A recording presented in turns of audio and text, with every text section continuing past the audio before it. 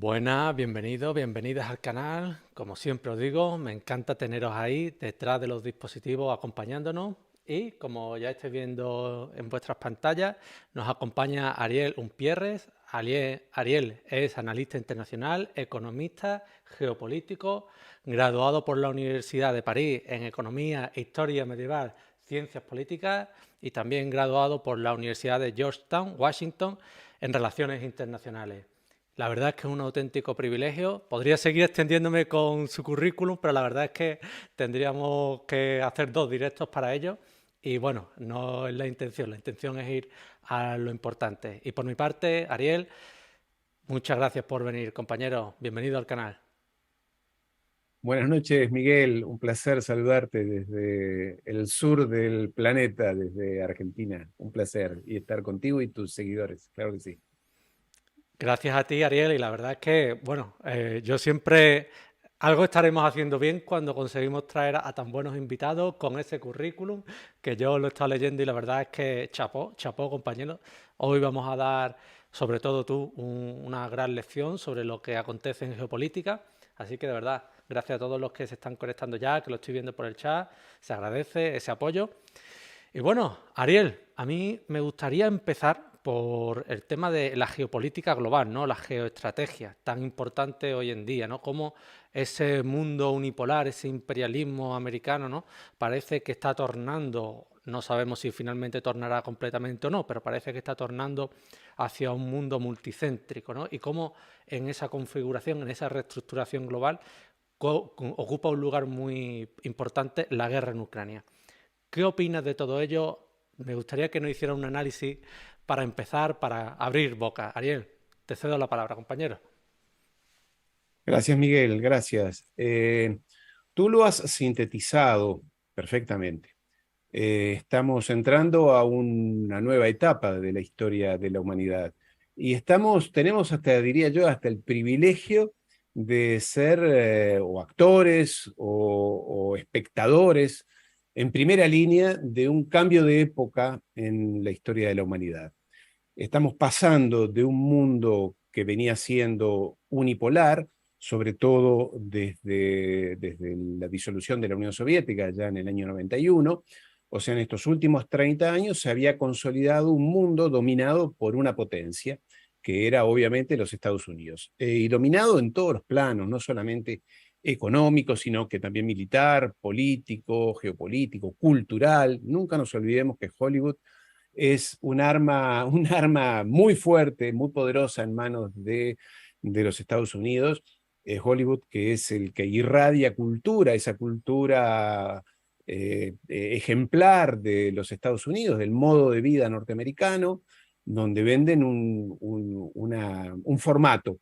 Te gusta mucho, te gusta poco, lo rechazas o no, pero realmente ha impregnado, como digo, al planeta en estas últimas décadas. Desde la Segunda Guerra Mundial, obviamente, pero consolidado desde el año 91 en que se disolvió ese suicidio que produjeron los dirigentes políticos, Gorbachev y demás, en aquel momento al disolver la Unión Soviética.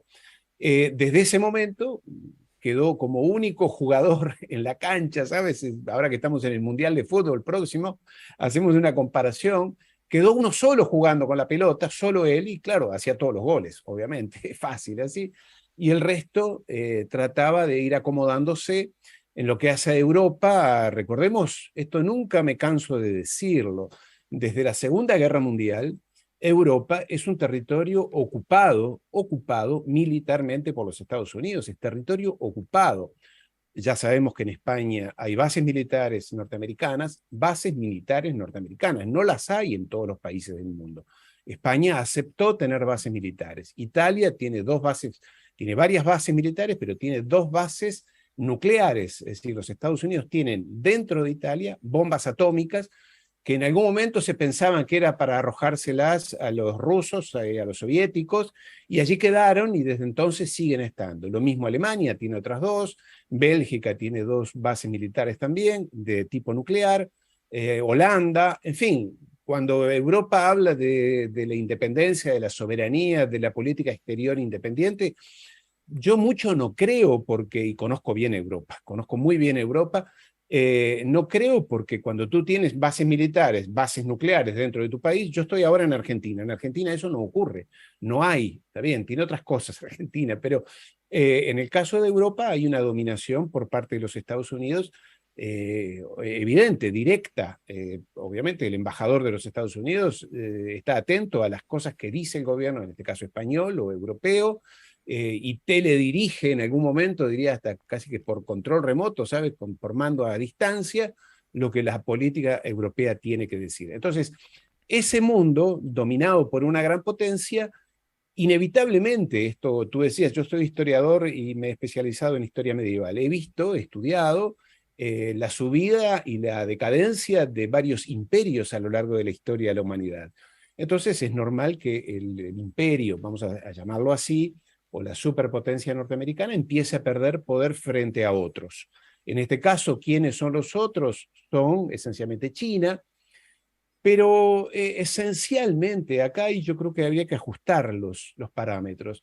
La gran preocupación de Washington, y voy a hablar de Washington por el Deep State o el Estado profundo norteamericano, Washington, Virginia, todo lo que está allí en torno al gobierno de los Estados Unidos. La preocupación de ellos es China desde ya, y se nos machacan la cabeza todos los días que el gran enemigo es China. Y en realidad no es tan así. La principal preocupación de los Estados Unidos, de la dirigencia de los Estados Unidos, es esa posible alianza que se estaba formando, esa confluencia que se estaba conformando entre Alemania y Rusia. El gas que venía de Rusia a Alemania, que le daba energía barata, abundante, sin condicionamientos políticos, constante y demás, le estaba fortaleciendo, estaba consolidando demasiado a Alemania en su potencial económico, productivo, industrial, tecnológico, financiero, y Alemania indefectiblemente estaba encontrando puntos de acuerdo con Rusia. Doy un ejemplo, porque a veces uno se olvida. El ex canciller Schröder, el que fue un hombre muy importante antes de Merkel, era el presidente del consorcio gasífero común entre Rusia y Alemania, un ex canciller alemán, no estoy hablando de un político o de segunda nivel, estoy hablando de un ex canciller. Ese hombre creo que sigue siéndolo, el presidente de ese consorcio. Entonces, la gran preocupación, para ser muy rápido y sintético, la gran preocupación del Deep State, del Estado profundo norteamericano, no es tanto China. China, desde ya, por su crecimiento económico y demás, en términos geopolíticos y de poder que le puede disputar a los Estados Unidos, era una confluencia entre Alemania y Rusia. Que aquí permítame que te diga que fue lo mismo que provocó, es la misma razón que provocó la Primera Guerra Mundial en 1914 y la Segunda Guerra Mundial en 1939. Te voy a decir algo que es chocante y lo digo en estos términos. En ninguno de los dos casos, ni en el 14 ni en el 39, Alemania quería la guerra. No querían la guerra. Fueron los británicos, porque acá hay que hablar no es de los Estados Unidos, hay que hablar de los anglosajones, ese nudo que hay entre la City de Londres y los Estados Unidos. Los anglosajones provocaron la Primera y la Segunda Guerra Mundial para evitar que Alemania fuera lo que en algún momento podía haber sido, tanto en el 14 como en los años 30 o 40. Es decir, que adquiriera demasiado poder y que se acercara a Rusia. En los dos casos, en esa época, Alemania se acercaba a Rusia porque es natural que se acerque. Primero, porque están muy cerca físicamente. Y segundo, porque hay una confluencia natural. Alemania tiene la tecnología, tiene el poder industrial, el poder financiero, y Rusia tiene el poder de los recursos naturales, no solamente el gas y el petróleo, fertilizantes, todas las materias primas y minerales que se te ocurran, Rusia los tiene en abundancia. Entonces era natural que esa confluencia se diera. Y así se provocaron la Primera y Segunda Guerra Mundial, y así han provocado esta guerra de Ucrania. A nadie, obviamente que nadie que esté informado puede creer que a Londres o a los chicos de Washington les interesa nada la política, los derechos humanos, la soberanía, la independencia o la felicidad del pueblo ucraniano. Es un territorio de experimentación, ¿no? Pues Ariel, me ha gustado esa introducción, ¿no? Ese punto de vista que hay que traerlo también porque más allá que, claro, esa financiación de Hitler por los banqueros Rothschild y el judaísmo, ¿no? Dominante, por mucho es dicha, ¿no? Y por pocos escuchada. Y me parece bien que esté en el canal y que se traiga, que se haga alusión a esa teoría, ¿no? De financiamiento de Hitler para confrontar a Alemania con la Unión Soviética, ¿no? Y vamos a entrar a ello, pero me gustaría plantearte una serie de cuestiones antes de seguir, ¿vale? La primera, lo que has dicho de las bases americanas en distintos países, ¿no? Cualquier persona, cualquier más otanistas te pueden decir, bueno, Alemania a lo mejor no, Japón tampoco, Italia tampoco, porque perdieron la Segunda Guerra Mundial. Pero, por ejemplo, las bases aquí en España es una decisión, podemos así decirla, soberana, ¿no? A eso, ¿qué le podrías responder tú, no? Es decir, nosotros tenemos base aquí porque queremos, no porque nos lo han impuesto desde Estados Unidos, ¿no? ¿Qué podrías decir? Bueno, allí hay, yo soy un poquito más, tengo unos años más que tú, y yo recuerdo en los años 80 haber participado en las manifestaciones allí en Cibeles, en Madrid, contra la incorporación de a España a la OTAN. Era cuando Felipe González había prometido antes de las elecciones, Felipe González, estoy hablando del año 81, 82, que España no ingresaría a la OTAN. Después, cuando llegó al poder, creo que fue una de las primeras medidas que tomó, fue ingresar a la OTAN. Y aquí yo no recuerdo si fue Alfonso Guerra o no recuerdo, uno de los líderes de la época, socialistas, no recuerdo quién, porque lo escuché hace unos meses ya, dijo, líderes socialistas de aquella época, español, dijo, lo que provocó el cambio de política de Felipe González, del Partido Socialista, del gobierno español, es que de Estados Unidos le dijeron, mira, tú quieres entrar, ingresar a la Unión Europea, quieres recibir fondos y quieres modernizarte, no te queda otra opción que ingresar a la OTAN. Y aquí yo sé que es un tema polémico, esto de la democracia y la libertad democrática y la soberanía y la opción. Yo no sé, el pueblo español, como todos los pueblos del mundo, son bastante manipulables, somos bastante manipulables. Los poderes de verdad, los que manejan el poder de verdad, no necesariamente consultan y cuando lo hacen a costa de una enorme campaña de propaganda y de influencia psicológica sobre la gente. Pero a mí no me parece nada agradable que España tenga bases militares de otra potencia extranjera. Digamos, en la Edad Media eso hubiera sido un casus bellis, una declaración de guerra. No me parece normal que España tenga que tener, por decir el caso de España o de Italia o de Alemania o los demás países que acabo de mencionar.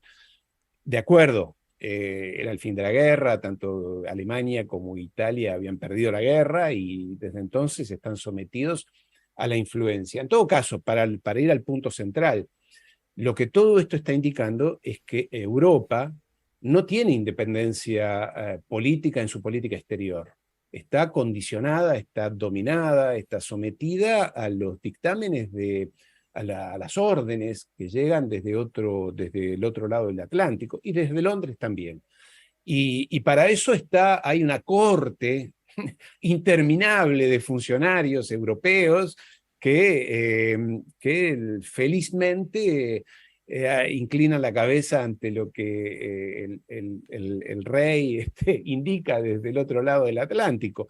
Esta señora Úrsula von der Leyen, el propio Josep Borrell, dan pena, dan vergüenza. Esto que ha dicho Borrell, que Europa es un jardín y el resto es una jungla. Son personas que han perdido el norte, que los conozco muy bien. Yo trabajé en Bruselas casi 7 años y caminé todos los pasillos del Parlamento Europeo, de la Comisión, del Consejo. Estos señores lo único que quieren, como la mayoría de los funcionarios, incluso políticos de los gobiernos, es defender sus privilegios personales, cobrar muy bien, en el caso de la Unión Europea, cobrar muy buenos salarios, no pagar impuestos, retirarse jóvenes con unas maravillosas pensiones, enviar sus hijos a estudiar a las mejores universidades del mundo.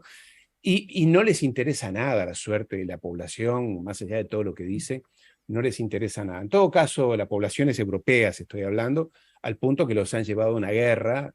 No pierdo tiempo en decirles, yo estoy muy lejos, ahora estoy a 15.000 kilómetros de distancia, tú y los españoles y mis hijos que están en Europa están a 1.500 a 2.000 kilómetros de un terreno de combate, de guerra, donde se vuelve a hablar de armas atómicas. Y si hay armas atómicas, nadie estará exento, nadie estará libre de no recibir algún daño, y menos aún los europeos. Pero me sorprende la pasividad con la que el pueblo de Europa, yo conozco más Francia, el pueblo europeo recibe mentiras, manipulaciones que son burdas, Miguel. Realmente tú, porque estás en este medio, y muchos de quienes te siguen están advertidos y tienen la capacidad para darse cuenta, pero no puedo entender cómo tanta gente puede creer las mentiras que estas personas producen, y al suicidio colectivo al que están llevando a Europa. ¿Qué necesidad tenía Alemania de estar hoy postrada como está, perdiendo empleos, perdiendo fábricas, perdiendo empresas, perdiendo tecnología? ¿Cuál era que todo por la libertad de los ucranianos, que, y esto no me cansaré de decirlo, son nazis? Son nazis, no todos los ucranianos, obviamente, pero la dirigencia ucraniana son nazis, además de corruptos, ¿no? Pues dicho queda, y me gusta esa abstracción que hace, y me gustaría seguir profundizando, Ariel, porque yo he escuchado muchos geopolíticos, muchos analistas internacionales, también a lo que comentan aquí por el chat, ¿no?, que la suerte de Europa parece que está en manos de dirigentes poco menos que imbéciles, por así decirlo, imbéciles.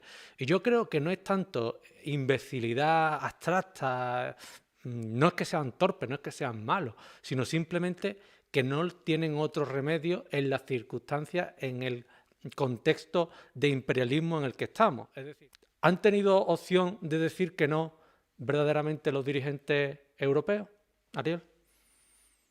Es difícil, es difícil. Tú has puesto, Miguel, correctamente el dedo en la llaga. Y en el caso de España, el independentismo en Cataluña, el independentismo en el País Vasco. Yo soy vasco, del otro lado de Francia, pero soy vasco, lo conozco bien, pasé mi infancia allí. Pero el resurgimiento de los independentismos, la aparición, y ya salgo de España, de revoluciones de color en diferentes países, la primavera árabe, nada de eso surge porque los youtubers, como decían, en la primavera árabe se conectaban por las redes sociales y se produjo un descalabro en todo el norte de África o gran parte de Medio Oriente por unos youtubers que a través de Twitter se comunicaban. No, solo los ingenuos creen eso. Todo eso está provocado, está orquestado, está dirigido, y no hago complotismo. Ahora voy a citar un caso para demostrar que no es complotismo. Pero en el caso de España, claro, y el ingreso de España a la OTAN, en aquel momento a Felipe González, había como decía, un alto dirigente español que dijo que desde Estados Unidos le hicieron saber que si no ingresaba, entre otras cosas, iba a tener problemas con los independentismos internos. Y sabemos muy bien que es muy fácil, obviamente entre comillas, con el dinero que tienen y el expertise que tienen y el manual que aplican, en generar conflictos, contradicciones, generar malestar en poblaciones, explotar el independentismo catalán. Sería muy fácil, como lo hicieron, y acá venimos a un caso presente, como lo hicieron en Ucrania en el 2014, en el momento de la revolución del Maidán, cuando se produjo ese levantamiento popular contra el gobierno que quería acercarse más a Rusia. Se produjo un golpe de Estado, se produjo movilizaciones populares, revueltas populares, que derrocaron el gobierno, que tuvo que dejar su poder. Y después salió la subsecretaria de Estado, Victoria Nuland, una persona muy importante que hoy está a cargo nuevamente de la subsecretaría de Estado de los Estados Unidos, encargada de Europa Central. La subsecretaria de Estado dijo, está en internet, esto no es complot, ese golpe de Estado nos costó $5.000 millones. ese golpe de Estado, 5.000 millones de dólares. Pero lo provocamos. Lo mismo con la primavera árabe. Entonces, sí, independencia. Es difícil la independencia. Es difícil porque esta gente tiene demasiado poder. En todo caso, y aquí vamos a lo que era tu primera pregunta, este mundo multipolar o ya no tan unipolar que están haciendo, tiene que ver con algo muy importante que pasó la semana pasada y que concluyó el domingo pasado, que es el Congreso del Partido Comunista Chino. Porque claro, todo esto que tú y yo decimos, bueno, pero habría que oponerse en Europa, ser más libres, más soberanos, más independientes. Difícil, es muy difícil. En cambio, China sí lo puede hacer. Porque China es China, son 1.500 millones de personas, el poder económico, financiero, militar, ellos sí lo tienen. Entonces, ese es el mundo que va a surgir. Y yo diría, yo hacía una comparación, creo que lo que va a suceder, creo yo, en los próximos 10 años, es que China va a liderar algo y va a ser la locomotora a la cual se van a ir subiendo como vagones otros países. Obviamente que ya están Rusia y la India en ese ritmo, y ahí se irán subiendo otros países, algunos europeos, con sus contradicciones, los latinoamericanos. El presidente de Argentina viajó a China hace poco y dijo que quiere participar en los BRICS, ese acuerdo que ya no es solamente comercial y empresario, sino que también lo es político, geopolítico, que une a Brasil, Rusia, la India, Sudáfrica, eh, los los cuales a ese grupo ya se están sumando Arabia Saudita, increíble, Arabia Saudita. Lograron que Arabia Saudita salga de la égida de los Estados Unidos. En fin, creo que hay por eso decía, creo que es un momento histórico en el cual las cosas van a ir cambiando. Acá hay que hacer dos acepciones, y es, en primer lugar, no es que va a producirse un corte, creo yo, una revolución, espero que no sea una guerra, ese es el tema, que produzca un corte y que se termine el imperio americano. No, los procesos siempre son históricos, llevan tiempo, a veces décadas, y lo segundo que esperamos es que en este desbalanceo en el cual un imperio empieza a bajar y el otro sube, a lo largo de la historia se ha demostrado que siempre en ese momento hay confrontación militar, hay guerras. Lo que un teórico norteamericano ha llamado la trampa de Thucydide, que no se produzca esta vez, que mientras baje uno, el otro pueda equilibrarse sin demasiado conflicto. Este de acá, los anglosajones les gusta la guerra, no por casualidad. Yo no sé con qué vergüenza hablan de la paz, la democracia, la libertad, la tolerancia, cuando han hecho guerras en los últimos 80 años, no sé, no ha quedado país prácticamente sin invadir, sin atentar, sin bombardear eh, por parte de ellos. Pero bueno, yo creo que hay unos chicos malos allí en Washington y en Londres que, llegado el momento, les gustaría que la guerra ya dejara de ser regional allí en Ucrania y que pasara a ser, quizás, no sé si mundial, pero que adquiriera una escala mayor. En todo caso, su retirada no va a ser sencilla, no va a ser pacífica, no va a ser fácil, no van a dejar el terreno libre, hay mucho en el medio por ganar o por perder, y nos entramos en una en una época de enormes incógnitas, desconocida para todos nosotros, los europeos. Hemos vivido en Europa 50, 70 años de bonanza, de paz, de crecimiento, de desarrollo, y ahora entramos en una época diferente. No sabemos cómo va a evolucionar esto, pero en todo caso, los dirigentes europeos hoy no están a la altura del desafío que viene. Recordemos que la mayoría de ellos o se han formado en las universidades europeas, americanas, o en las fundaciones norteamericanas, o han participado de alguna manera en los coloquios, en fin, lo que se llama el soft power, el poder suave que se ejercía desde los Estados Unidos de manera subrepticia, que ya no solamente con dirigentes políticos, estoy hablando también de periodistas, de influencers, de los think tanks, los centros de investigación, todos se han ido acomodando a lo largo de los años bajo el ala de los Estados Unidos. Esa es la realidad, amigo. Creo yo, por lo menos. Bueno, eso es lo importante, ¿no? Estamos aquí para escucharte tus creencias que son estudiadas, que son válidas, que son fundamentadas y sobre todo que se basan en hechos. Es decir, que Inglaterra ha invadido casi todos los países del globo es un hecho. Eso tristemente es un hecho, pero es así.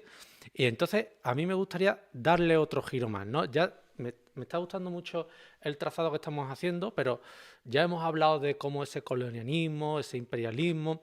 Ahora, algo que apuntabas tú, ¿no? El fundamento, ¿no? De extender el poder, ¿no? Porque ellos pueden decir, y de hecho lo dicen, ¿no? Es que nosotros vamos a llevar democracia, vamos a llevar derechos, vamos a llevar una serie, una forma de vivir que es mejor. Nosotros vamos a ir a un pueblo, a un país, pero lo que llevamos con el poder blando o con el poder duro es mejor para ese pueblo, ¿no? Entonces, ¿qué opinas de eso? ¿Qué le tendrías que decir tú? Y ahora también vamos con una pregunta muy interesante que ha hecho el compañero por el chat, pero ¿qué opinas tú de esa justificación para el imperialismo? ¿No? Yo soy el policía, pero es que yo impongo mis normas, pero para algo mejor para todos, ¿no? Para un mejor desarrollo global para todos, en este caso de Estados Unidos, ¿no? ¿Qué opinas de eso, Ariel? Mira, yo creo que es muy sencillo. Habría que preguntarle al pueblo afgano, al pueblo iraquí, al pueblo sirio, y digo al pueblo, a las personas, ¿no? A los sirios, a los libios, ¿qué piensan? Mira, tú allí en el sur de España estás muy cerca del norte de África. Yo nunca estuve en Libia, pero tengo buenas fuentes allí. Tengo una persona amiga que trabajó como médico en Libia, que trabajaba como médico. Libia hoy es una carnicería donde todos se matan entre todos, donde hay ya no hay Estado, ya no hay gobierno, ya no hay instituciones, ya no hay paz, hay milicias y grupos armados de unos contra otros, todos, tribus, y con esto, cuando no pasaba antes de la invasión y del bombardeo, sobre todo de Francia y de la OTAN, al coronel Gaddafi. Con esto no estoy defendiendo a Gaddafi, a quien no conocía y que seguramente se merece todas las críticas y condenas, porque era un autócrata, sin duda.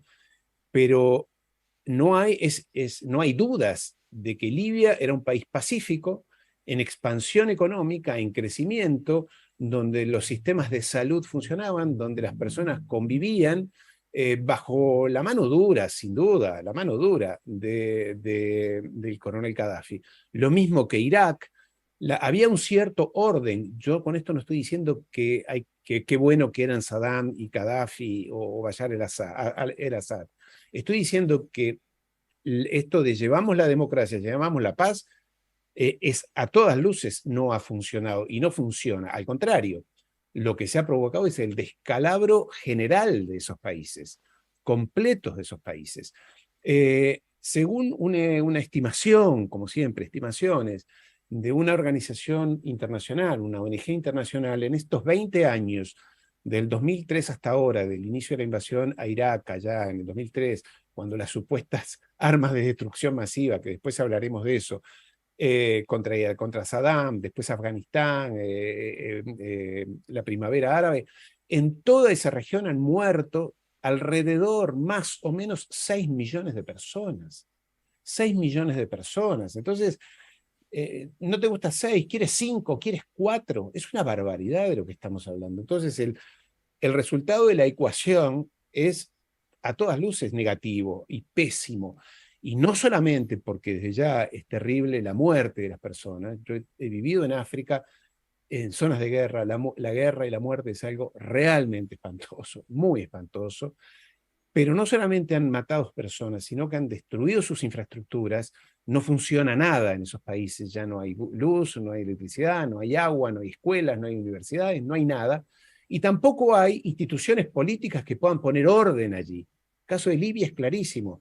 Y cuando digo Libia, digo toda la zona del Sahel africano, toda esa región del Sahel, donde hay unas convulsiones permanentes, sobre todo con los extremistas del ISIS y de los islámicos y demás, que fueron entrenados por ellos, financiados por ellos, y que claro, ahora después se les fueron, son electrones libres, ¿sabes? Si te acuerdas algo de física nuclear, son electrones que están sueltos en la naturaleza en busca de poder, de dinero, de armas y demás.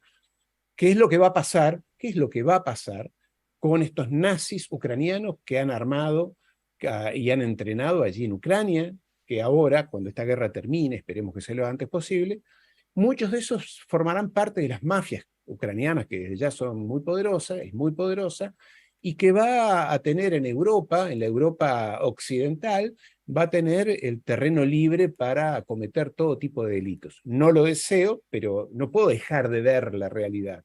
Así como ellos armaron a Bin Laden, lo inventaron ellos, no hay más que ver la película Rambo 3, ¿te acuerdas cuando iba Rambo allí a pelear contra los rusos y demás? Ellos armaron, lo dijo Hillary Clinton cuando era secretaria de Estado, nosotros los hemos entrenado, los hemos armado, los hemos llevado de un país a otro, y claro, ahora esas personas ya son independientes y son los que han provocado la catástrofe humanitaria que se vive en África y que Europa la sufre de manera directa con las pateras, con los inmigrantes ilegales que llegan, desesperados de hambre. Y yo entiendo también la preocupación que tengan los españoles, los italianos, los europeos cuando ven llegar esas masas de personas desesperadas que le ingresan a su territorio de manera ilegal. Pero alguien provocó eso, no, estas personas no vienen solamente porque se les ocurre. Hay que hacer un análisis geopolítico y hacerse responsable de lo que uno hace. Están armando a los ucranianos, le están regalando armas, además de dinero. La mayor parte del dinero se la lleva Zelensky a su paraíso fiscal, a sus cuentas en Chipre y en Malta, él y sus socios. Pero una parte va a estos grupos neonazis, el Azov y todas esas bandas nazis, llevan escudos nazis grabados en la piel y no 4 o 5 personas, miles de personas. ¿Y dónde van a ir esos cuando esta guerra termine? ¿Se van a quedar en Ucrania, que es pobre, miserable? No, van a ir a Europa, van a ir a Europa, van a formar parte, van a ser los sicarios de la mafia ucraniana, que ya es gravísima y potente allí. En fin, haciendo un balance general, el llevar la democracia y la libertad es creerle a George Bush cuando dijo que había armas de destrucción masiva, Tony Blair y Aznar, y acá no hago partido político, estoy diciendo, Aznar, Tony Blair y Bush son criminales de guerra internacional, de esto no cabe la menor duda, deberían ir al Tribunal de la Haya, porque le mintieron al planeta, sabían, todos sabíamos, y todos lo sabíamos, los que nos ocupábamos de esto, sabíamos que no había armas de destrucción masiva, que Saddam no las tenía, ellos también lo sabían. Este señor, Colin Powell, que dijo en Naciones Unidas, aquí traigo un frasquito, recuerda, aquí hay armas bacteriológicas. Ese señor, ¿cómo le mintió al mundo? Siendo que para los Estados Unidos la mentira, y tú como abogado lo sabes muy bien, la mentira es el peor pecado en los Estados Unidos. Para ellos que son tan protestantes, el mentir es... Y bueno, lo han hecho, han mentido y ha pedido perdón esta gente. Hace 20 años que hicieron el desastre ese, nadie pide perdón por nada. Y aquí como europeo, yo me siento europeo, digo, todo esto lo hacen, claro, con la absoluta libertad y alegría. Total, todo esto lo sufre Europa. La que sufrió la destrucción de la Primera Guerra Mundial fue Europa, la que sufrió la Segunda Guerra Mundial fue Europa. Y si costó 50 millones de muertos, más o menos, entre la primera y la segunda, y si a eso le sumamos los 20 millones de muertos que puso Rusia en aquel momento de la Unión Soviética, estamos hablando de algo que sobrepasa la imaginación. Pero claro, ellos lo hacen fácil, total, son los europeos. Y el terreno de experimentación y de saqueo y de muerte es a Europa. Pero yo creo que están haciendo una etapa nueva, está surgiendo una etapa nueva. Te quiero aclarar porque muchas veces yo intervengo, aparezco bastante en las redes sociales y demás. Cuando yo digo esto, muchas personas me dicen, usted es comunista. Yo no soy comunista. Es más, mi vida ha sido anticomunista, sobre todo antistalinista y esta cosa del sovietismo. Pero no puedo dejar de mirar la realidad, de observar la realidad. Si no repito lo que dice la CNN, El País o Televisión Española, que repiten lo que le dice la agencia Reuters o la agencia Bloomberg de los Estados Unidos, le dan el parte y lo repiten. Pero no es así. Aquí hay un mundo que está cambiando y el giro que ha dado el Partido Comunista Chino la semana pasada ha sido, yo no me canso de ver, no sé si tú lo has visto y las personas que nos acompañan lo han visto, este video en la cual al expresidente de China, Hu Jintao, lo levantan de la sesión del Congreso, lo sacan casi que lo tiran por una ventana prácticamente. Yo en un momento pensé que era solamente un tema de salud, se sabe que este hombre tiene un problema de demencia senil, en fin, está... Entonces pensé que era solamente una cuestión de salud, pero no, era una razón política. Se terminó una etapa. China dejó de coquetear con Occidente, se terminó. Ya no es el niño bueno, la niña buena que es la fábrica del mundo. No, esa etapa se terminó. Yo conozco bien China, he trabajado mucho para China, he ido para China, digo, he trabajado con una empresa europea con grandes inversiones en China. He negociado con los chinos, he instalado empresas. Esa etapa en la cual los chinos nos veían a los occidentales con simpatía y con admiración y con respeto y hasta con cierta envidia, esa etapa se terminó. Ellos están concentrados, Xi Jinping expresa un ala muy nacionalista, muy patriota, donde lo que quieren es consolidar el modelo chino, que además de todo no lo quieren exportar a nadie. Este es un poco, Miguel, cómo estoy viendo yo el escenario. Pues me alegra mucho ese trazo, ¿no? Ese recorrido que nos ha hecho. Y opino yo en muchos términos muy parecidos, ¿no? Eso de llevar derecho a los países, yo primero la verdad que creo que es una excusa. No, no creo que haya tal intención real de llevar democracia a los países, sino yo tengo que ir a ese país porque necesito algo de ese país o me molesta el actual dirigente de ese país, pintamos una excusa, lo invadimos y se han acabado. Yo no creo que el destruir un país sea un efecto colateral de llevar derecho. Yo creo que el destruir un país es la intención original y lo de llevar derecho es una excusa. Yo voy más allá, quizás, ¿no? Pero bueno, sea como sea, ahí están los resultados, sea de una forma o de otra. Y Ariel, también me gustaría seguir en ese análisis porque lo planteabas tú, ¿no? Esa unión de Alemania con Rusia, la anterior Unión Soviética, país Rusia heredero de la Unión Soviética, y China, ¿no? Como ese triángulo, ya estábamos también aquí en otro directo hablando con el embajador Zorrilla, con el ex embajador Zorrilla, y él lo decía, ¿no?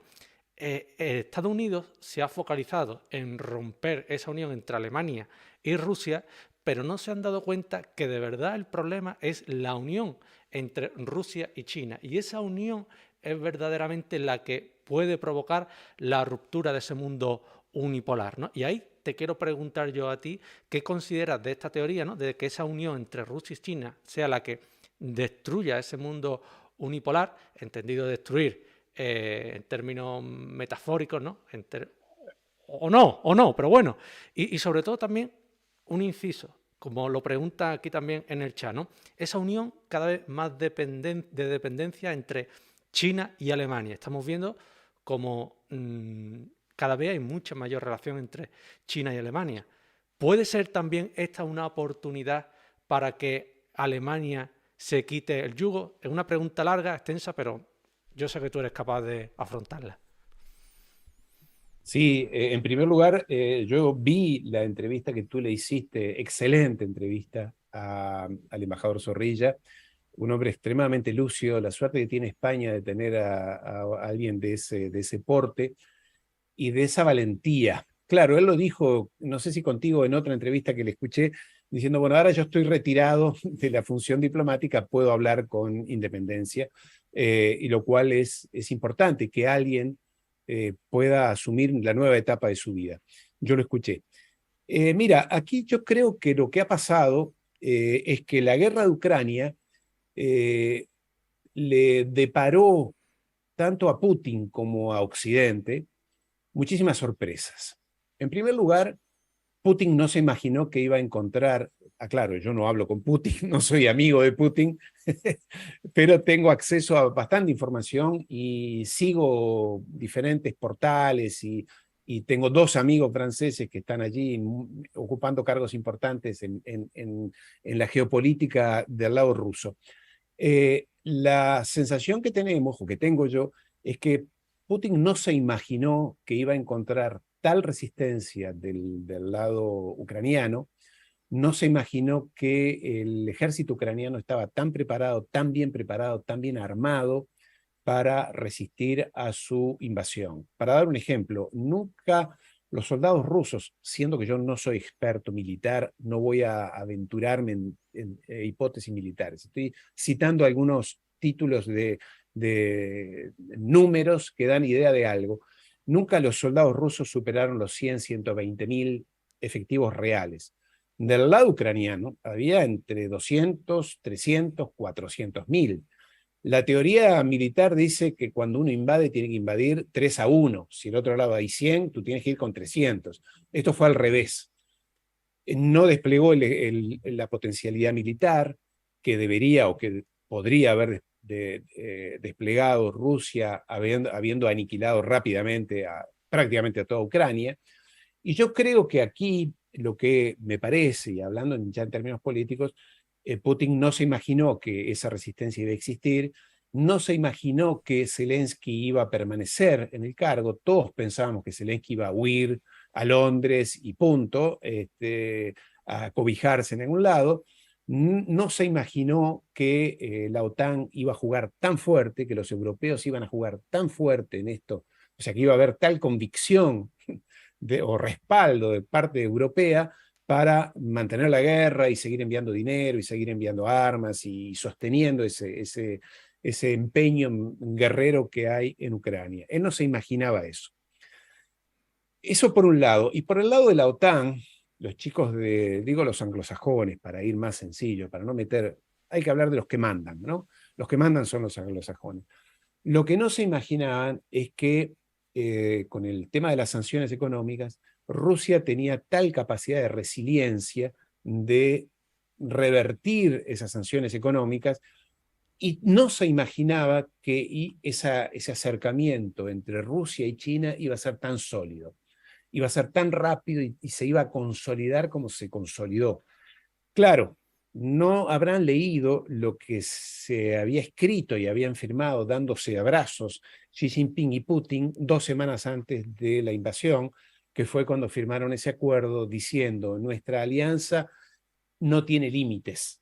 Dijeron, está escrito así, no tiene límites, ya no es una alianza económica, comercial, intercambiamos productos, desarrollamos, no, esto no tiene límites, llega a lo militar, a lo político, a lo espacial, a lo desarrollo de infraestructuras. Dijeron, no tiene límites. Entonces se produjo algo que yo creo que los anglosajones no tenían previsto y era esta rápida consolidación de esa alianza entre China y Rusia. Pero acá quiero hacer un llamado de atención adicional. En los últimos años, con el cambio de gobierno en la India, un gobierno pro-occidental, muy liberal, neoliberal, diríamos, formados muchos de ellos en Chicago y demás, la India se había acercado mucho a los Estados Unidos. Y Estados Unidos lo estaba usando a la India para justamente generar fricciones con China. Y lo que pasó, que nadie preveía que pasara, es que la India también se diera vuelta.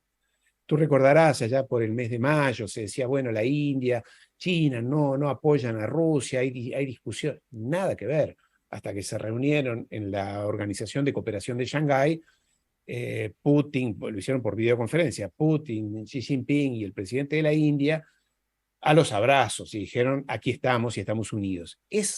Digamos, aquí ha habido, los dos se han llevado sorpresas, los dos se han llevado sorpresas. Putin no se imaginó que esta guerra iba a ser tan larga y tan difícil, y los anglosajones no se imaginaron que este proceso de alianza con aquella parte del mundo, digo la India, China, incluyo a la India, muy importante, 1.400 millones de habitantes, una potencia económica, tecnológica, financiera, comercial, que a veces uno tiende a descuidar, esos tres jugadores más Irán, a quien en Occidente decimos, bueno, Irán es un país paria, son estos ayatolás.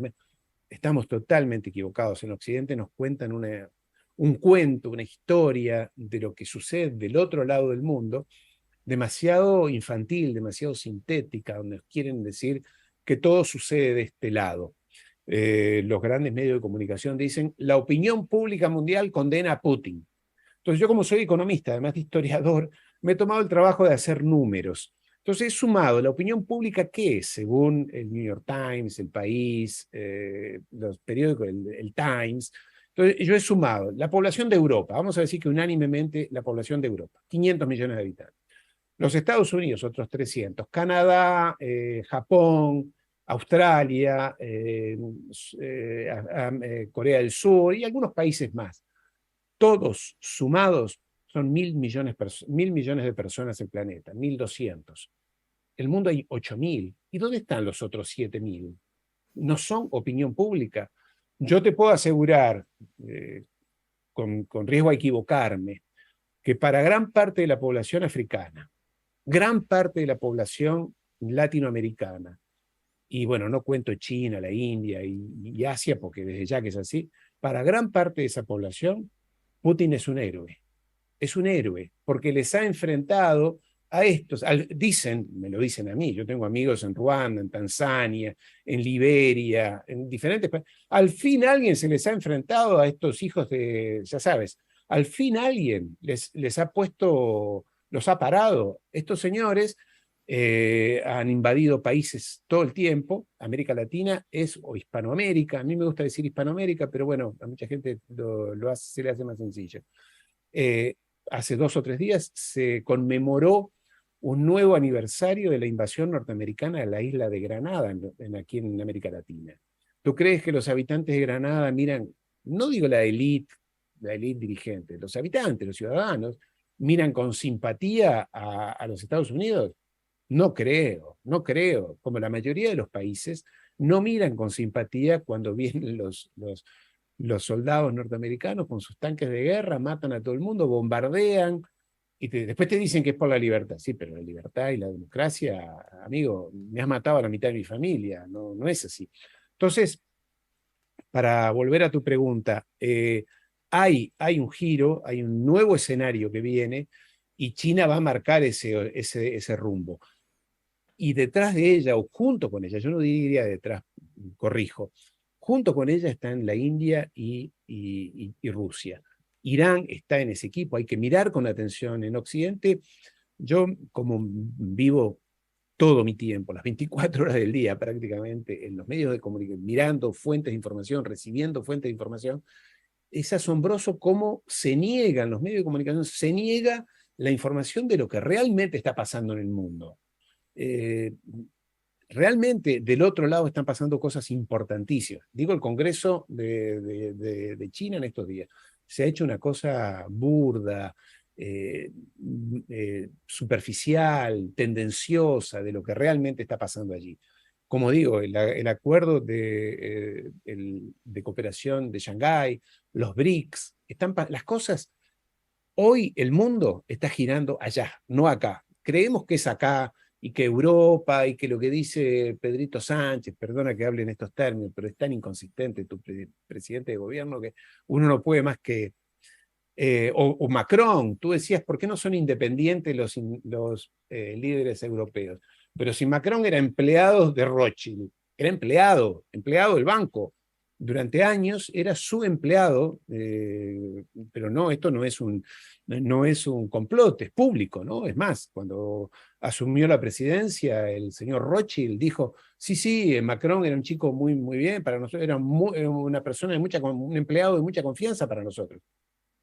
Entonces, cuando llega al gobierno, ¿para quién crees tú que sigue trabajando? ¿Para quién crees tú que sigue obedeciendo?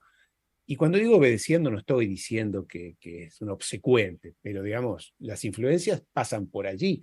La prioridad de los Rothschild no es la misma que la de los millones de habitantes de Francia. Entonces, el presidente va a escuchar lo que diga Rothschild, lo que diga Soros, eh, con su Open Society, donde promueve políticas raras, o por lo menos yo no las apoyo.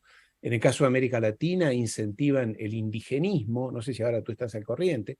Aquí en el sur de Chile hay un problema gravísimo con unos indígenas, que en realidad no son indígenas, son unos jóvenes que tienen una organización supuestamente indígena.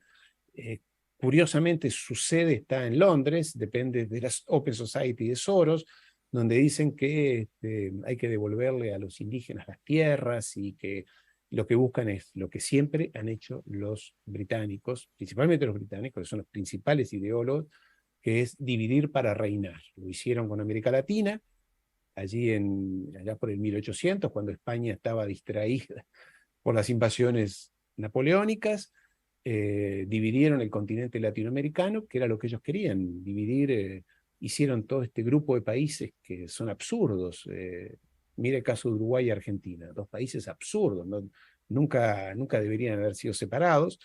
Y todavía aquí se festeja, por aquí se festeja la supuesta independencia, cuando todos sabemos que San Martín, Bolívar, el gran bolivariano venezolano era un agente inglés, trabajaba para los ingleses, cobraban los ingleses. San Martín, el líder de la independencia argentina,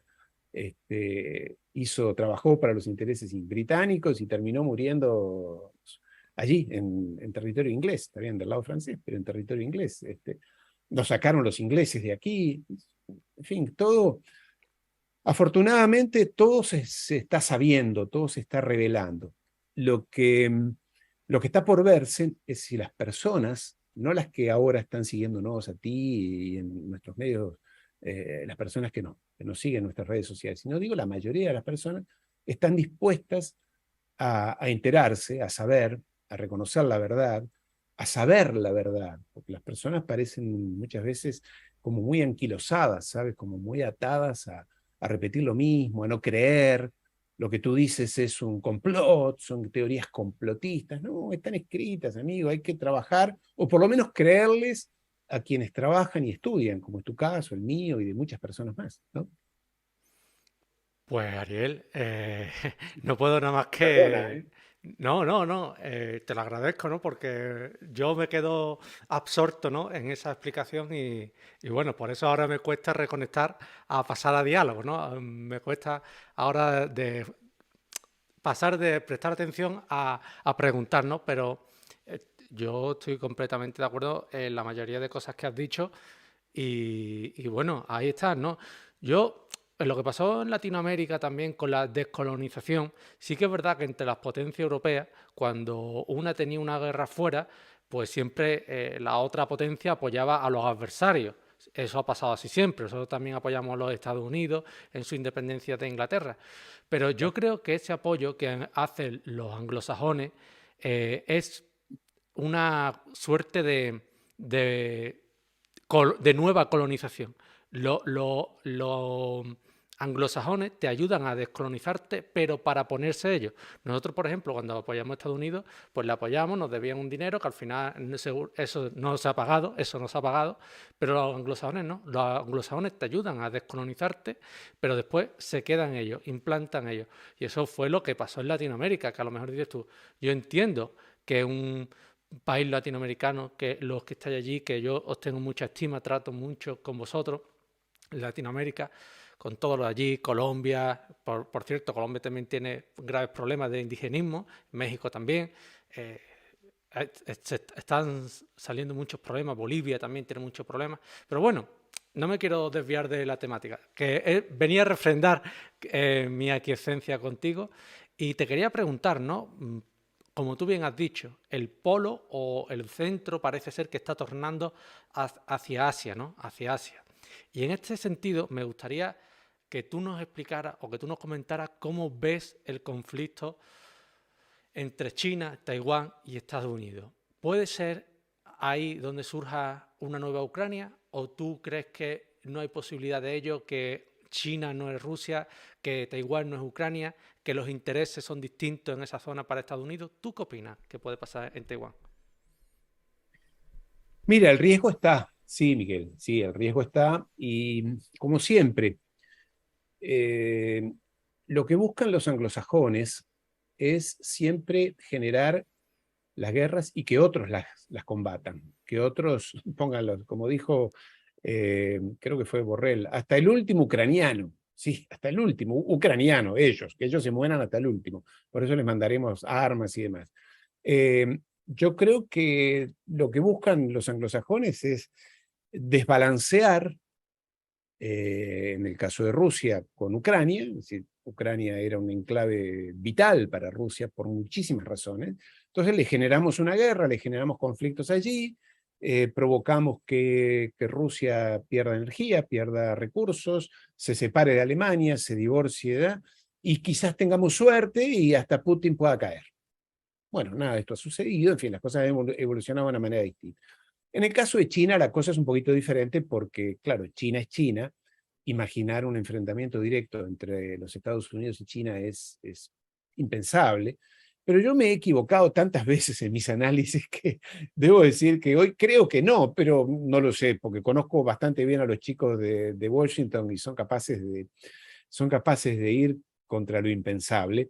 Pero bueno, en todo caso van a usar, ya lo están haciendo, a Taiwán como el Ucrania de China, la provocación, ¿sabes? Por algo fue la presidenta del Congreso de los Estados Unidos, Nancy Pelosi, viajó hace cuestión de un mes y medio, 2 meses, en un viaje, en una cosa maratónica, medio de suspenso, estilo James Bond.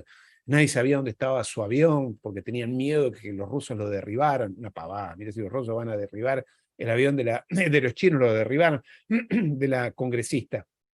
Llegó allí a Taiwán, se juntó con la presidenta de Taiwán y les dijo, nosotros estamos con ustedes y nadie los va a invadir y nadie logrará que Taiwán sea China.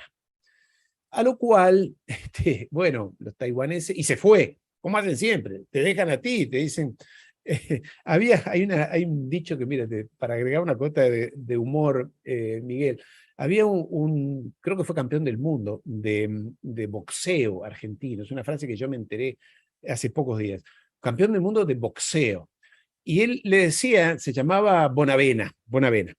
Le decían, bueno, pero tú lo que tienes que hacer es pegar así, pegar así. Entonces, y él en una entrevista dijo, sí, todos me dicen lo que tengo que hacer, pero después el que está solo en el ring soy yo.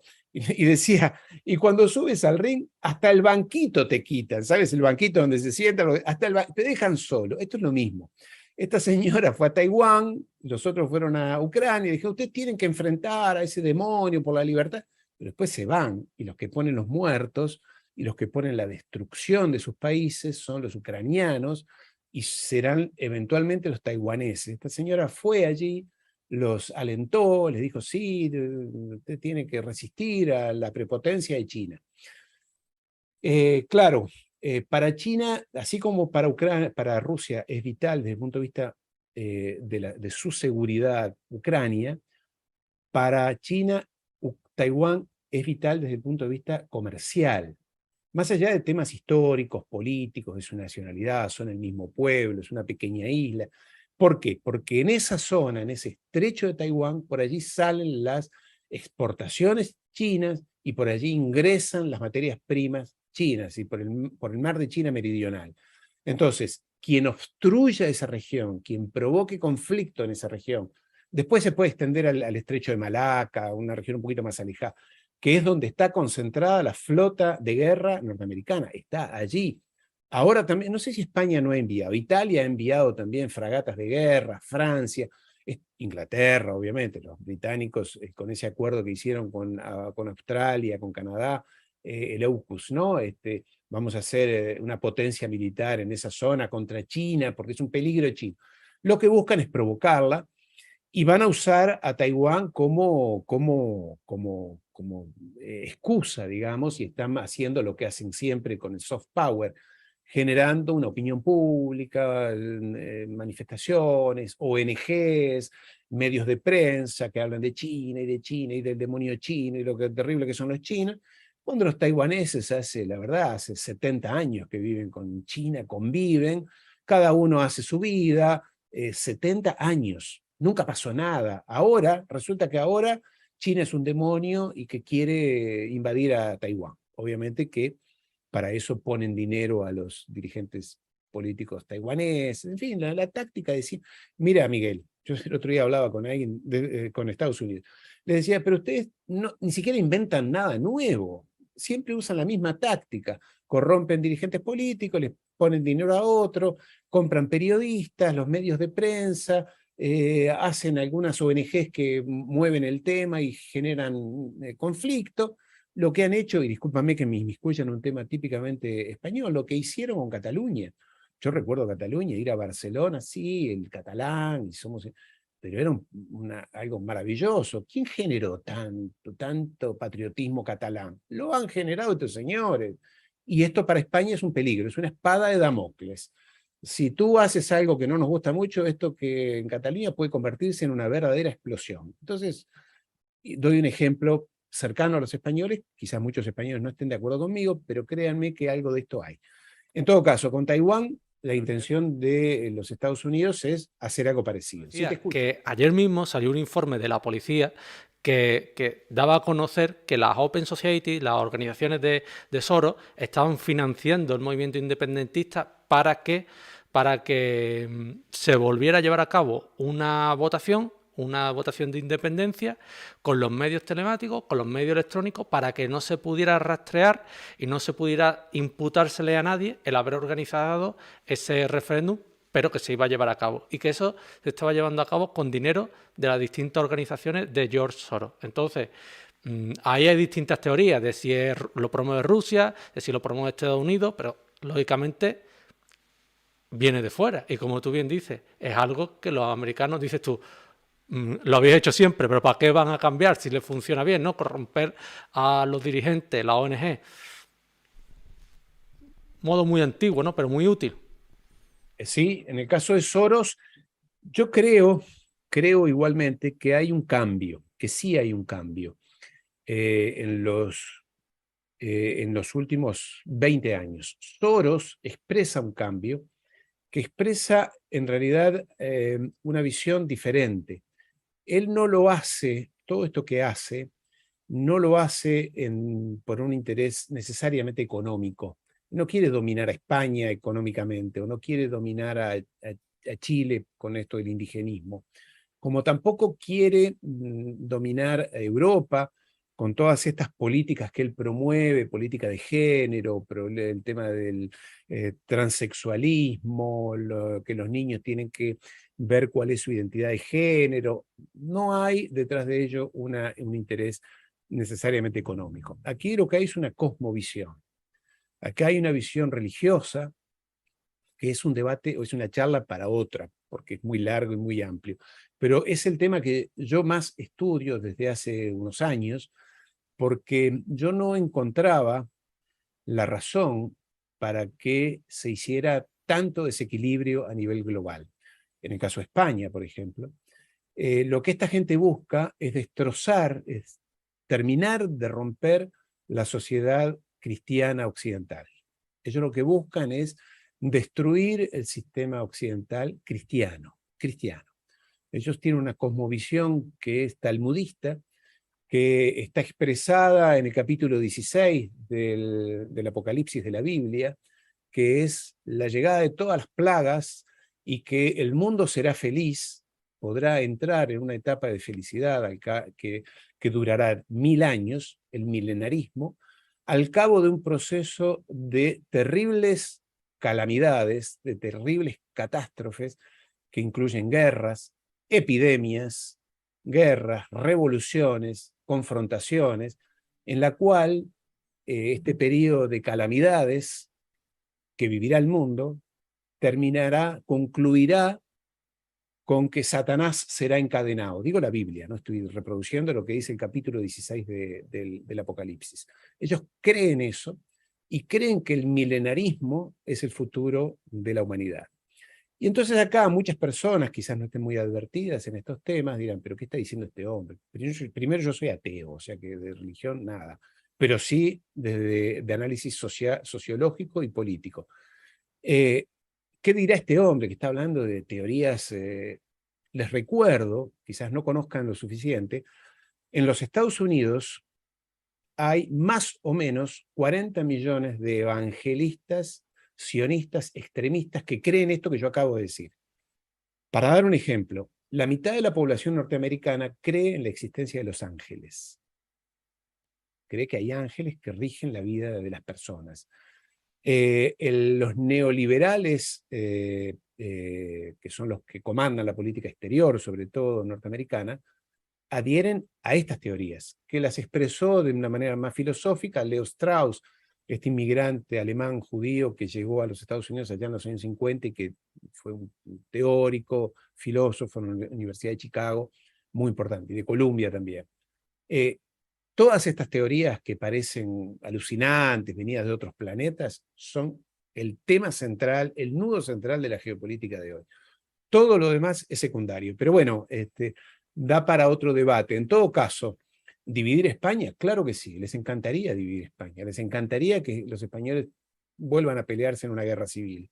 Les encantaría, y es lo que provocarían, lo van a provocar nuevamente, o lo buscarán provocar en América del Sur, como digo, con el Cono Sur, con los chilenos, con los argentinos, porque de esa fractura, en primer lugar, ganan los anglosajones con su objetivo de dividir para reinar, pero ganan también estos soros que tienen una cosmovisión religiosa diferente a la nuestra. Yo digo, yo soy ateo, pero pertenezco al mundo católico occidental, esa es mi cultura, yo me identifico acá. Respeto los símbolos, respeto la liturgia religiosa. Me hubiera gustado que Vaticano II no fuera lo que fue, pero bueno, es un tema en debate también. Pero me identifico con esta cultura. Estas señores quieren destruir eso. Y siempre encontrarán tontos útiles o interesados, como estos líderes catalanes que hablan de independencia. Cuando soy historiador medieval, no existe ninguna traza histórica de la cultura del pueblo catalán antes de 30 años atrás. Realmente es todo un absurdo y pobre España, pobre España. Pues voy a ponerle más volumen, voy a asegurarme que está volumen bien puesto. Me parece muy interesante y esas teorías yo las he escuchado también, ¿eh? No es algo que estemos hablando aquí por hablar, sino que yo lo he escuchado que estos magnates en la sombra, digámoslo así, tienen otros objetivos más allá del dinero o del poder, sino de una forma de vivir, de concebir la existencia, ¿no? Y ahí queda dicho, ¿no? Y aquí aprovecho para también comentar lo que nos están diciendo por aquí por el chat, ¿no? Apunta Antonio que la Open Society tiene una sede en Barcelona, ¿no? Parece, seguro que la tiene en la calle principal, la Rambla de Barcelona, tiene que tener la sede. Y también apuntan por aquí que sería interesante una unión entre América Latina, ¿no? Pero yo creo que es complicado hoy en día. Ahí hay varios teólogos que lo están proponiendo, que lo dicen, pero yo creo que es un movimiento con muy poca fuerza, que ojalá, ¿no? Porque yo estoy muy acostumbrado a trataros también a las personas que venís de allí, del Cono Sur, y sois pueblos hermanos, muchas cosas sois idénticos a nosotros en la forma de pensar y nosotros a vosotros también. Bueno, tú eres más europeo que, aunque vivas ahora allí en Argentina, tú eres más europeo, sabes mejor que nadie cómo pensamos, que pensamos muy parecido, ¿no? Entonces, ojalá, ¿no? Ojalá se pudiera dar ese encuentro entre los pueblos hispanos, ¿no? Y también apuntan por aquí que te hace una pregunta Francisco Javier. ¿No cree usted que el señor Zelensky es una marioneta de Estados Unidos y la OTAN basado en un odio, rencor, etcétera, ante Rusia, ¿no? Te voy a dejar que conteste esa pregunta porque es interesante y después ya pasamos con la última, que ya no te quiero tampoco porque nos estamos pasando el tiempo, pero ¿qué le dirías a Francisco Javier que opina así de Zelensky? Que no cabe la menor duda que es así. Zelensky ha sido una sorpresa, una revelación. ¿Te acuerdas que él era un actor cómico? Bueno, ha sido un actor que ha sido una revelación. Nadie pensaba que él iba a terminar embanderándose y llenándose. Yo creo que lo mueven dos razones principales. La primera, una cosa mesiánica, que corresponde a su cultura judía, una cosa mesiánica. Yo voy a salvar este país y soy el que me pongo a la cabeza. Y la segunda, muy terrenal, creo que se está asegurando su futuro. Hasta pensaba que iba a ser Premio Nobel de la Paz, quizá lo sea el año próximo, no lo sé. Entonces es un hombre joven, tiene 40 y algo de años, tiene un porvenir por delante, dedicará esta guerra va a terminar unos meses más o menos. Dicen que ya está fuera de Ucrania, que está en Polonia. Bueno, él terminará una mansión maravillosa en la campiña británica o suiza, con muchísimo dinero a su favor, dando conferencias por el mundo a lo largo de los próximos años, sobre la democracia, lo horrible que es Rusia, etc.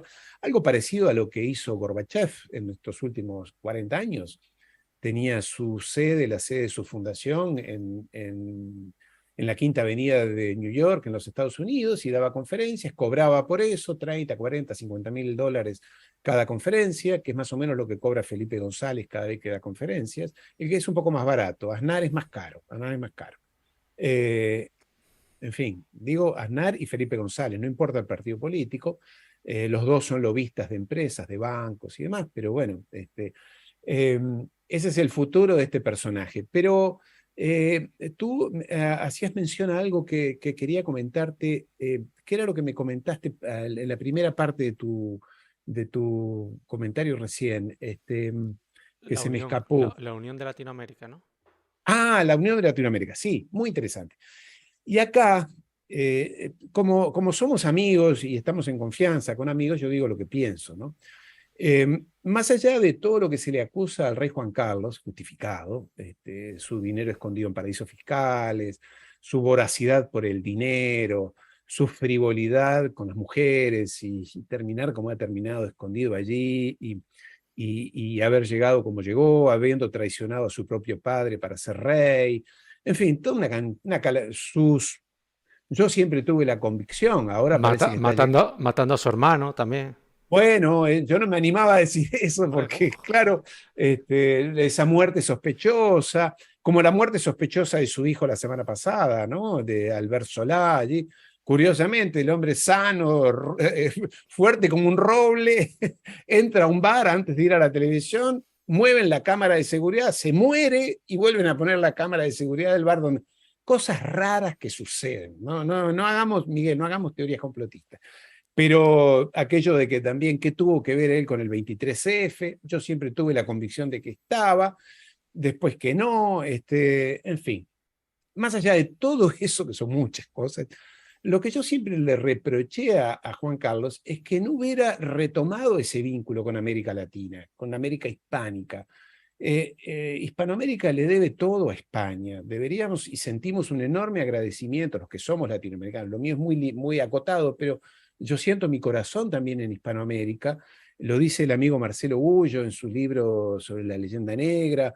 En fin, todos los quienes hablan de estos temas, todo lo que le debemos a España aquí en Hispanoamérica, hospitales, universidades, cultura, una visión diferente del planeta, del mundo y demás, y que el rey se haya dedicado a andar en moto con jovencitas, cuando podría haber hecho a lo largo de los años, cultivado más este vínculo con Hispanoamérica, más allá de estas cosas horribles que él hacía, como que venía como un rey, ¿sabes? Como ese rey que viene a Hispanoamérica, que le rindieran pleitesía y le decía cosas a Chávez que se lo merecería, porque Chávez era insoportable, y hacía lobby para las empresas españolas y para los bancos. Él tendría que haber estado más arriba, ser alguien que generara, que inspirara un vínculo diferente. No sé, yo creo que su hijo está más preocupado con que la monarquía perdure y su hija pueda ser monarca que en esto, en esta visión de largo plazo. Porque España, y aquí ya lo digo como francés, eh, España es respetada, es querida en Europa, pero no tanto, no tanto. El futuro de España está acá, no está con los alemanes. Los franceses, los alemanes, los holandeses nunca van a ver a España como un igual. Sí, la quieren, yo no quiero, pero donde se la quiere realmente España y donde se la debería querer más y afianzar sus vínculos es con Hispanoamérica. Hispanoamérica llena de recursos naturales, de potencialidades, de gente inteligente, formada, capacitada, eh, y además bonita, con unas playas maravillosas, con una naturaleza exuberante, con unos países generosos en todo, en sabores, en olores, en colores. El futuro está acá, no está con los alemanes. Los alemanes, los británicos, a España, siempre la van a tratar como un lugar para ir a hacer turismo, hacer la fiesta, emborracharse. Esos alemanes o irlandeses que van a la costa española a emborracharse y de juerga. No, España daba para mucho más, fue el imperio más grande de los últimos miles de años. Merecía un monarca con mayor estatura, con mayor visión, con mayor generosidad, con mayor. Y este hombre se dedicó a andar en moto con jovencitas y llenar sus cuentas personales, y su hijo creo que no está a la altura tampoco. Pero eh, América Latina no lo puede hacer. Tiene que venir de España ese vínculo, esa mano tendida. Tiene que ser España que se dé cuenta, no lo va a hacer Felipillo González, obviamente, ni Pedrito Sánchez, ni ninguno de estos, que vea que el futuro, sí, sigan en Europa, porque está bien que sigan en Europa, es su ámbito natural, pero el futuro estratégico está en Hispanoamérica donde España es recibida con los brazos abiertos. Pues me parece muy interesante todo lo que comentas y me estoy riendo porque tus comentarios han despertado pasión aquí en el chat, ¿no? De eso se trata, Miguel, ¿verdad? Claro, y yo tengo también mucho cariño por las personas de allí porque convivo con muchas muy cercanamente, los trato de manera cercana, pero vaya, de todos los países, incluso es que en general, es más, también anuncio desde ya que próximamente haremos también un directo especialmente hablando de España, de América Latina y, y ya veréis cómo va a estar muy entretenido y vamos a hablar muy guay, muy fino sobre el tema. Y también, por supuesto, te invitaremos para que sigamos profundizando en el tema, porque a mí, la verdad, opino como tú. No vamos a echar a los europeos que están aquí, porque lógicamente nosotros, España, somos un país hospitalario. Aquí puedes pasear libremente por la calle, que nadie te mira ni más arriba ni más abajo. Somos un país en general hospitalario con todo el que viene. Pero es verdad que muchas veces con los europeos sentimos como que nos miran o nos infravaloran. Y con los de América Latina y Hispanoamérica principalmente sentimos mucha más cercanía, ¿no? Por el habla hace mucho.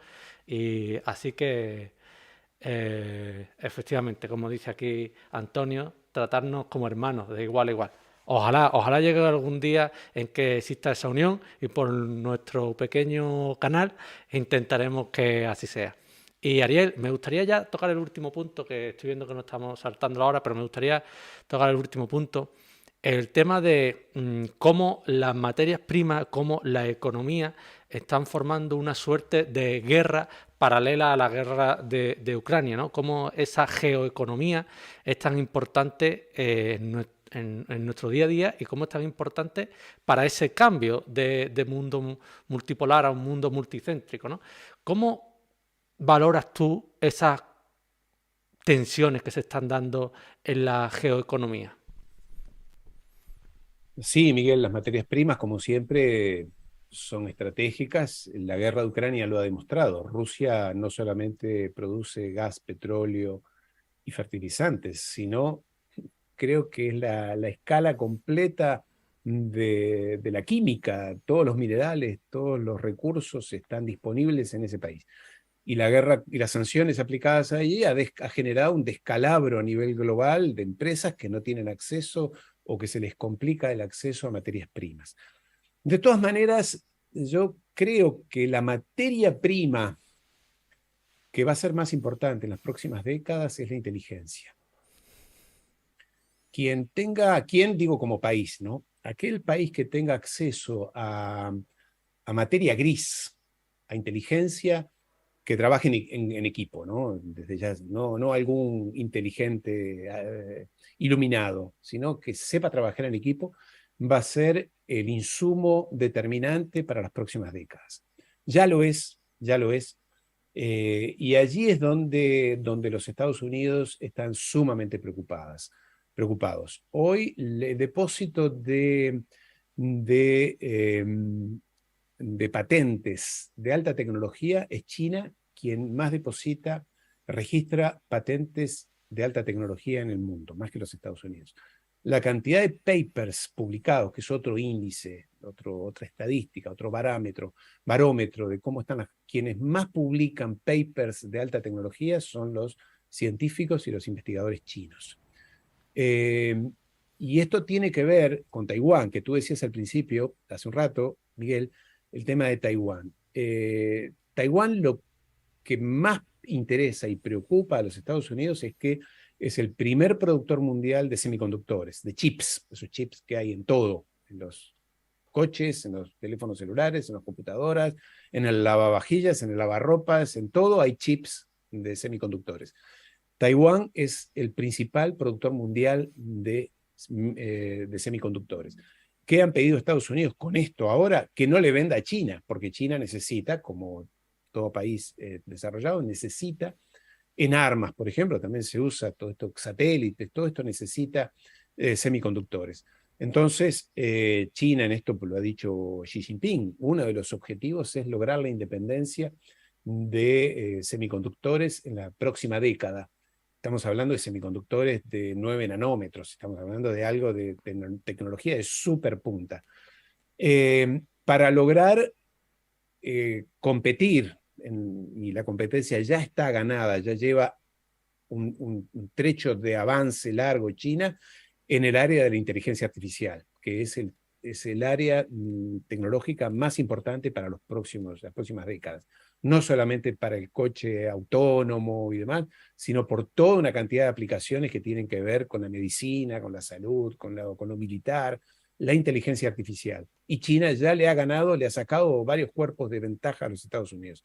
Y para eso necesita semiconductores con una capacidad extrema, que hoy no los hace China, no los puede producir, tampoco los puede producir Rusia, por eso están abocados a suplir ese déficit. Entonces, lo que viene es una lucha por el conocimiento, pero realmente por el conocimiento de ingenieros de alta capacidad y demás. Que lo que pasó, tú citabas, en mi caso personal, yo estudié en Georgetown, en los Estados Unidos, donde esto es una universidad de super elite, sobre todo en temas de relaciones internacionales, derecho y demás, donde había gente de unos 45, 50 años, más o menos de mi edad en ese momento, que habían venido a formarse en periodos cortos. Pero yo sabía, por ellos, que conversábamos, que amigos de ellos, colegas de ellos, estaban estudiando en MIT, en Chicago, en Stanford, en temas de alta tecnología, ingenieros estoy diciendo, ¿no? Que se estaban formando en los Estados Unidos. Y te puedo asegurar que eran grandes estudiantes, súper serios, trabajadores, metódicos y demás.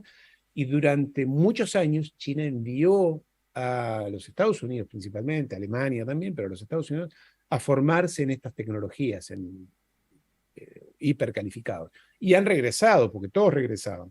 Entonces, China hoy está en condiciones de competir duramente con los Estados Unidos en el acceso a esta materia prima, llamémoslo así, que va más allá de minerales, petróleo, gas, que en el caso de China, porque siempre me refiero a China porque es lo más importante que está pasando ahora, ya tiene acuerdos comerciales con 160 países del mundo. De los 190, 160 países tienen acuerdos comerciales con China para proveerle materias primas. En el caso de América Latina es Brasil. El principal socio comercial de China en América Latina es Brasil. Brasil exporta soja, carne y muchísimos minerales más. También lo hace Perú, lo hace Ecuador, grandes productores de minerales. Ahora, bueno, está el tema del litio, que sirve para las baterías de los coches y de los teléfonos y demás. Allí hay un debate en este rincón entre Bolivia, Argentina, Chile, que tienen los yacimientos de litio más grandes del mundo.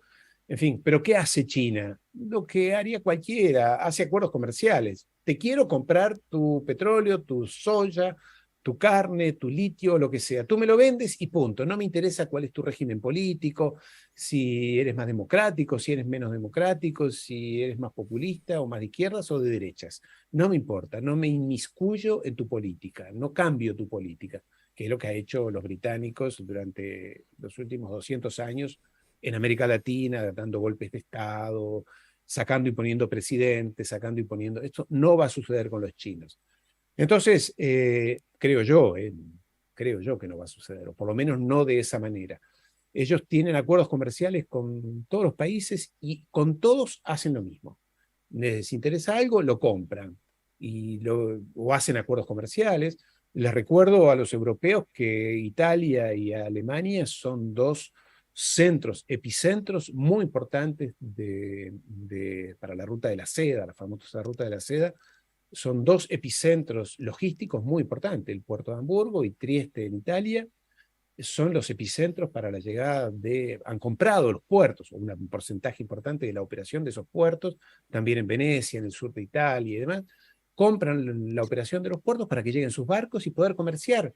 No les interesa si el presidente es de derechas, de izquierdas, o es una dictadura, o es Israel. Con cualquiera hacen negocios. Lo cual más allá de todo, da una gran comodidad al país. Después que el país decide si quiere hacer o no el negocio, pero no tiene la espada de Damocles que si dices algo te cortan el crédito o la deuda externa con el FMI, como hacen los Estados Unidos, o te dan un golpe de Estado, como en Chile, Argentina, o te hacen una operación de prensa y te destituyen al presidente de Perú, Perú, pobre Perú, que no termina de encontrar un presidente que dure, ¿no? En fin, Miguel, no quiero prolongarme más, pero eh, el tema de las materias primas es un tema que yo diría que no va a representar grandes problemas en cuanto al acceso. Hay problemas ahora de abastecimiento, corte de las cadenas de suministro, esta política del cero COVID en China está generando enormes desequilibrios, allí todavía ellos siguen en la lucha contra el COVID, entonces se han cerrado, siguen cerrados muchas áreas, el puerto de Shanghái estuvo cerrado por 2 años prácticamente, en fin, hay cosas que hacen ruido todavía, pero yo creo que estamos siendo testigos de una nueva época. Aprovechemos en eso, por lo menos.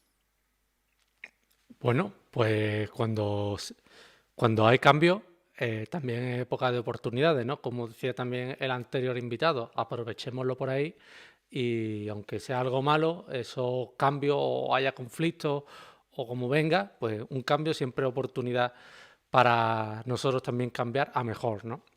Y bueno, pues Ariel, yo me ha gustado mucho todas las reflexiones, dan para pensar, dan para profundizar, estemos más, menos o no estemos de acuerdo, siempre es bueno compartir nuestro punto de vista, nuestra opinión y con el de los demás. Así que Ariel, yo me alegro mucho por esta jornada, que también se subirá a YouTube. Y te quería comentar, siempre me gusta que todos los invitados antes de irse, nos hagan una última reflexión general, lo que ellos quieran, totalmente libre, si es sobre el tema, si es sobre otra, totalmente libre, que nos hagan las últimas reflexiones. Y yo, de verdad, compañeros, muchas gracias por haberte venido esta tarde, bueno, ya noche aquí en España. Muchas gracias por habernos acompañado, Ariel. Y escuchándote. Miguel, claro, muchísimas gracias, Miguel, muchísimas gracias, ha sido un placer y cuando tú me invitaste, acepté inmediatamente porque te sigo desde hace tiempo y he visto varias entrevistas tuyas. Me gusta el ritmo que le pones y me gusta el nivel de las personas que llevas y cómo conduces y cómo participas. Así que ha sido un placer, con muchísimo gusto. Y saludar a tus seguidores desde ya. Mira, no sé, a veces estas cosas de una reflexión uno quiere buscar algo inteligente para decir. Yo tengo una hija de 8 años y a mí uno de los temas que más me preocupa sinceramente hoy es esto que hablamos de de estas malas intenciones del señor Soros y su banda. No nos dejemos dominar por este señor, no nos dejemos convencer de lo que este señor y su élite nos quieren imponer como temas dominantes o como preocupaciones. Y tiene que ver esto con lo de transgénero, cambio de sexo y demás, para ser muy puntual. Destrucción de la familia, destrucción de las jerarquías. Todo esto, este señor lo hace con una mala intención. Lo hace, no está preocupado por nuestra libertad, por nuestros derechos, por nuestra felicidad. Lo que quiere es destruir nuestras unidades familiares, con lo que une a la sociedad. Y no estoy hablando desde un facha de derechas que habla de la tradición, familia y propiedad. No, estoy hablando de los valores que hacen que una sociedad pueda estar junta, pueda trabajar junta y pueda prosperar junta. Porque cuando las sociedades se fragmentan, se dividen, ingresa al caos y España en los años 39 sabe muy bien de lo que estoy hablando. Esa fractura, ese dislocamiento lleva a que los hermanos se peleen, los enfrenten y cuando eso sucede hay alguien que gana, no es que gana que todos pierden, desde ya que todos perdemos, pero siempre hay alguien que sale ganando y hay alguien que le interesa que esto suceda.